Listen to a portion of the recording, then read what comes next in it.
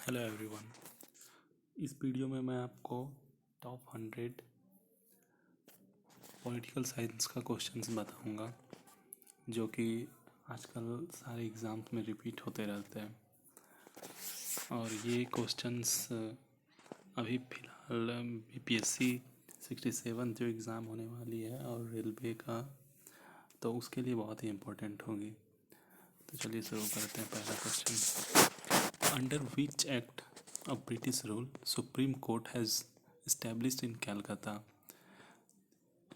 ये बोल रहा है कि किस ब्रिटिश रूल के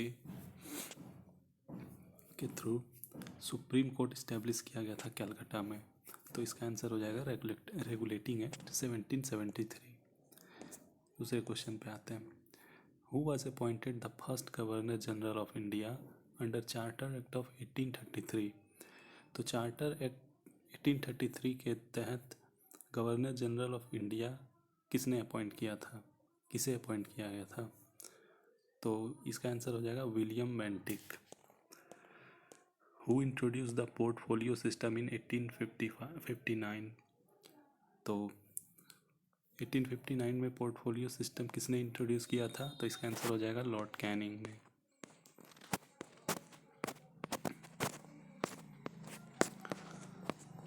question number 4, under which act of British rule communal representation was introduce. तो इसका आंसर हो जाएगा इंडियन काउंसिल एक्ट 1909। पांचवा question, dominion status was proposed under. Dominion status जो था वो किसके अंडर प्रपोज किया गया था? तो इसका आंसर हो जाएगा क्रिप्स मिशन। छठा number question, which is the total strength of the constituent assembly under the scheme formulated bye cabinet mission plan. तो इसका कितना स्ट्रेंथ होता है? तो 389 होता है। 7 number, who was the provisional president of the constituent assembly. Constituent assembly जो बना था उसका प्रोविजनल प्रेसिडेंट कौन थे? तो इसका आंसर हो जाएगा Sachchidananda Sinha. 7 schedule of the constitution deals with the. 7वीं अनुसूची जो होती है ये किसके बारे में बताती है? तो ये बताती है distribution of power between union and state government. Question number 9, which of the following schedule of the constitution of India includes the disqualification of legislator on grounds of deflection.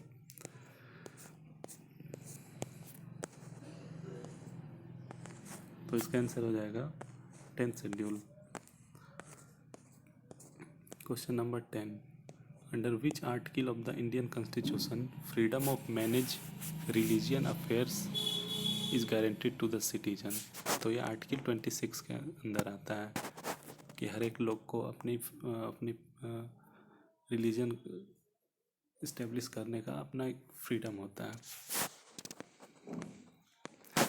Question number 11, India is a secular state, it is clearly proclaimed in. India एक secular country है, secular state है, यह कहाँ पे लिखा गया है? तो इसका आंसर हो जाएगा preamble of the constitution. Question number 12, identify the statement regarding the quo warranto. Quo warranto जो है इसके बारे में आपको आइडेंटिफाई करना है। तो इसका आंसर देखिए सभी हो जाएंगे। इसमें क्या कह रहा है? पहला, it is issued by the courts to inquire into the legality of claim of the person to public office. It prevents legal usurpation of public offices by person. तीसरा, it cannot be issued in case of ministerial office or private office। तो इसका answer तीनों हो जाएगा। Question number 13, which article states that the president shall hold office for a terms of 5 years from the data on which he enters upon his office। जो article, इसका answer article 56 होगा। इसमें ये कह रहा है कि प्रेसिडेंट, इंडिया का जो प्रेसिडेंट होता है वो 5 साल के लिए उसका जो ऑफिस होल्ड करते हैं वो किस आर्टिकल के अंदर है? तो इसका आर्टिकल 56 होता है answer. Consider the following statement regarding the president ordinance making power.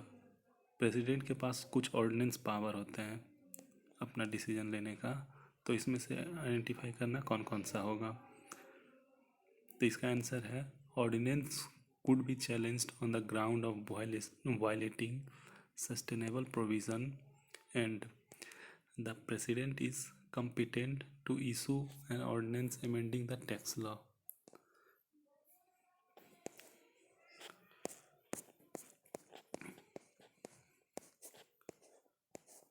अगला question number 15, it denotes awarding a lesser sentence in plain of one originally awarded due to some special fact. This is known as respite. इसको respite बोलते हैं। Which among the following presidents was were vice president of India?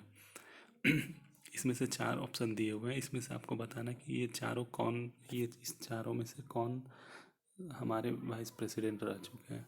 तो पहला तो ये मोहम्मद हिदायतुल्ला ये होंगे, उसके बाद शंकर दयाल शर्मा, ये दोनों वाइस प्रेसिडेंट ऑफ इंडिया रह चुके हैं।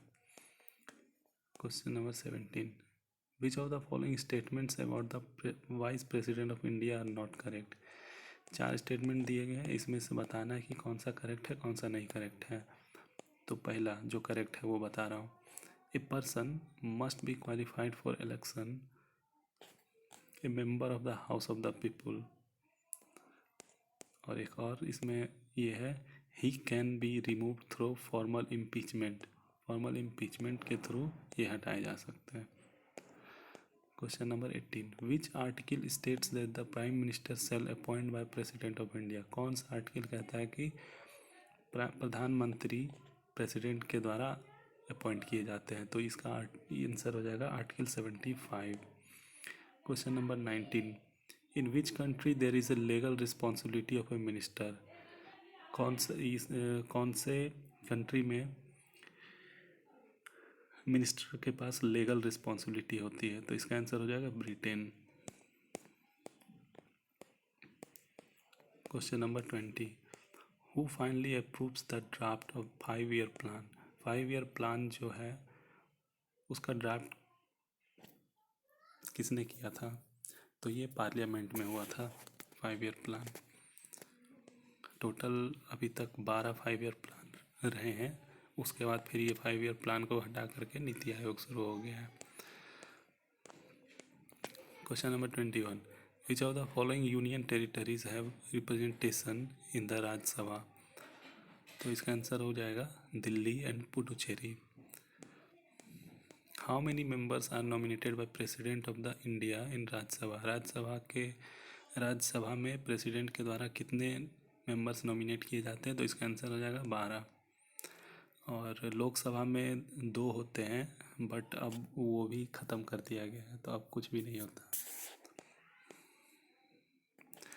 The only union territory which has a court of its own is non age. कौन सा ऐसा यूनियन टेरिटरी है जिसके पास अपना कोर्ट है। तो ये हो जाएगा इसका answer Delhi. Question number 24, by whom the committee of parliament is appointed। Parliament के कमिटी किसके द्वारा अपॉइंट किए जाते हैं। तो इसका आंसर हो जाएगा chairman of the Rajya Sabha and speaker of the Lok Sabha. Question number 25, the constituents of Indian parliament has mentioned in the constitution are the.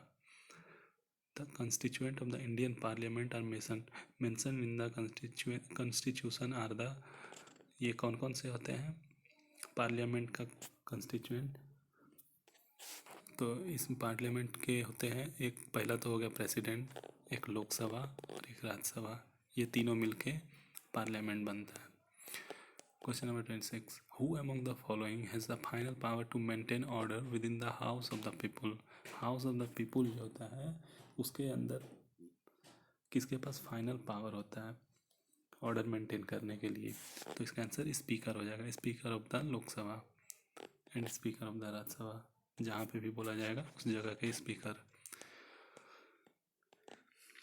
Who presides over the Lok Sabha if neither speaker nor deputy speaker is available.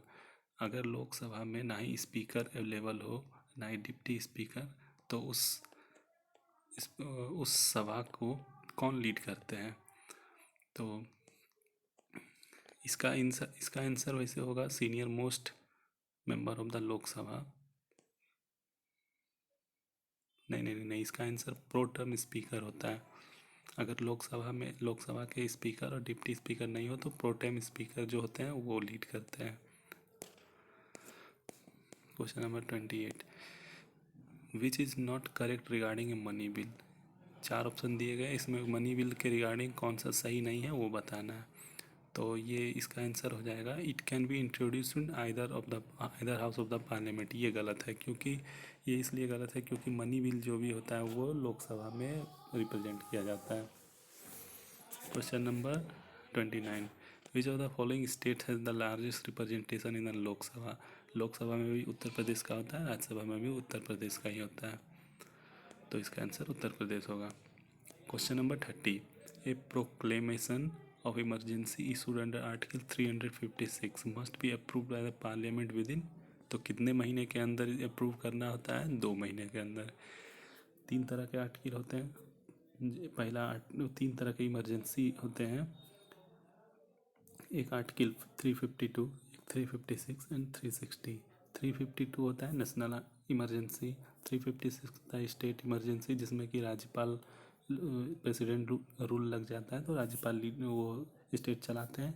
और एक होता है 360 money bill, ये financial emergency बोलते हैं उसको, जो कि अभी तक हमारे देश में कभी नहीं लगा है। Question number 30, who presides the joint session of the parliament. Joint session, देखिए इसमें 2 तरह के क्वेश्चन होंगे।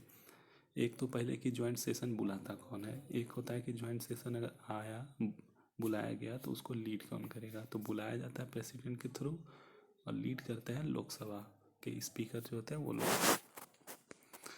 Question number 32, which of the following is the common features of A federal constitution.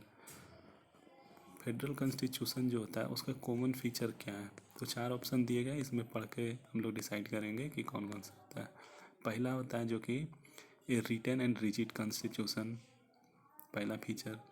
दूसरा, division of power between centre and states, and चौथा, bicameral national legislator. तो ये 3 होते हैं।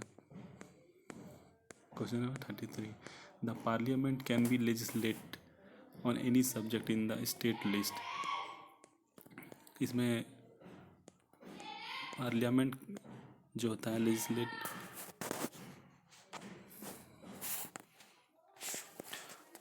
तो इसमें 4 ऑप्शन दिए गए हैं, इसमें हम लोग को डिसाइड करना है कि पार्लियामेंट जो होता है वो लेजिस्लेट करता है वो any subject in the state list, तो वो क्या क्या होते हैं।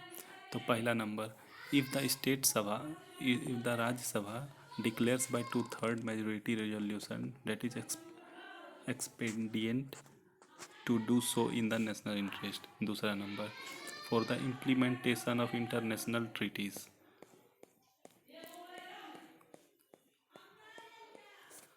फिर उसके बाद तीसरा होगा, if 2 or more state makes a request to parliament to do so. और चौथा होगा, when article 356 is imposed in the state. तो ये चारों के चारों सही होंगे। Question number 34, which of the special power have been conferred on the Rajya Sabha by constitution of India. कौन सा स्पेशल पावर दिया जाता है राज्यसभा को कॉन्स्टिट्यूशन ऑफ इंडिया के? तो इसका आंसर होगा to pass a resolution empowering the parliament to make law in state list and to create 1 और मोर ऑल इंडिया सर्विसेज। तो ये आंसर होगा। Question number 35, which is the longest session of the parliament.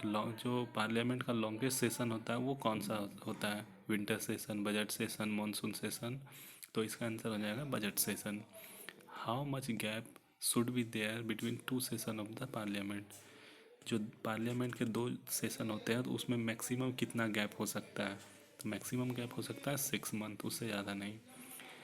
The original jurisdiction of the supreme court of India extend to.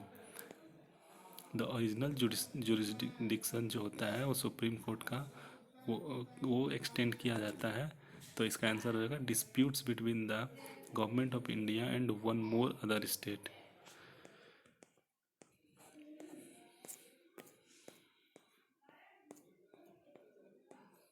Question number 38, under which article of the Indian constitution a person to be appointed as जज of the supreme court. Supreme court का जज जो होता है appoint होता है तो वो किस आर्टिकल के में लिखा गया है। तो इसका आंसर हो जाएगा article 124। Question number 39, supreme court was inaugurated. Supreme court जो है वो कब इनॉग्रेट किया गया था।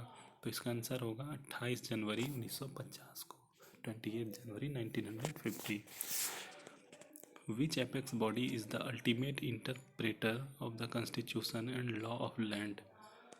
कौन सा एपेक्स बॉडी होता है जो अल्टीमेट इंटरप्रेटर होता है constitution and law of the land का। तो इसका आंसर हो जाएगा supreme court. 41, who is appointed by the president as chief justice of India. Chief justice of India के द्वारा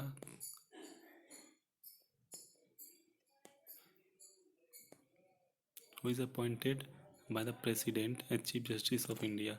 चीफ जस्टिस ऑफ जो ऑफ इंडिया होता है वो उसको कौन अपॉइंट करता है। तो इसका आंसर हो जाएगा सीनियर मोस्ट जज ऑफ द सुप्रीम कोर्ट। किसे अपॉइंट किया जाता है तो सीनियर मोस्ट जज ऑफ द सुप्रीम कोर्ट को। 42, द जजेस inquiry act come into effect in. जज इंक्वायरी एक्ट जो था वो कब आया था इफेक्ट में। तो इसका आंसर होगा 1968। 43, what is the salary of the chief justice of India. Chief justice of India का जो सैलरी होता है वो कितना होता है। तो 2.8 लाख पर मंथ होता है। Which one of the following jurisdiction of the Indian judiciary covers public interest litigation. तो इसका आंसर हो जाएगा epistolary jurisdiction. The supreme court guidelines issued in the Vishakh case pertain to। जो सुप्रीम कोर्ट है, supreme court का guideline issue किया गया था विशाखा के केस में, वो क्या था। तो इसका आंसर होगा sexual harassment at work place.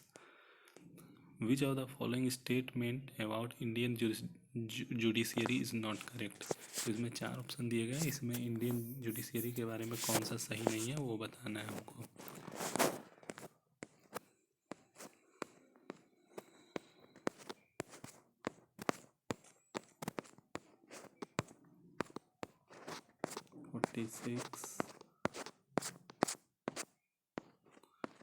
तो इसका आंसर होगा every state of India has separate high court.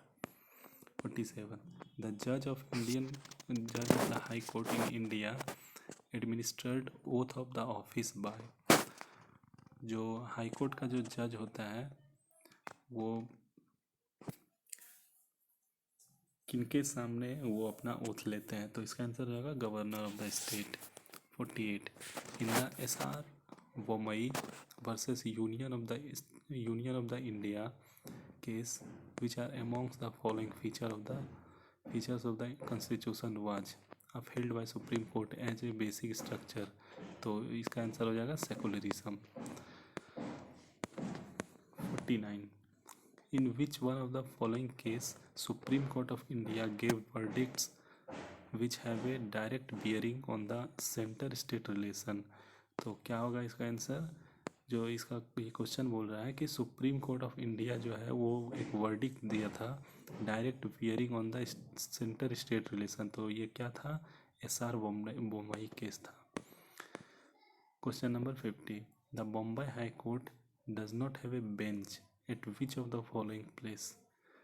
Bombay high court का कहाँ पे बेंच नहीं है। तो इसका आंसर पुणे होगा। इसका नागपुर में है, पणजी में है, औरंगाबाद में है, पुणे में नहीं है।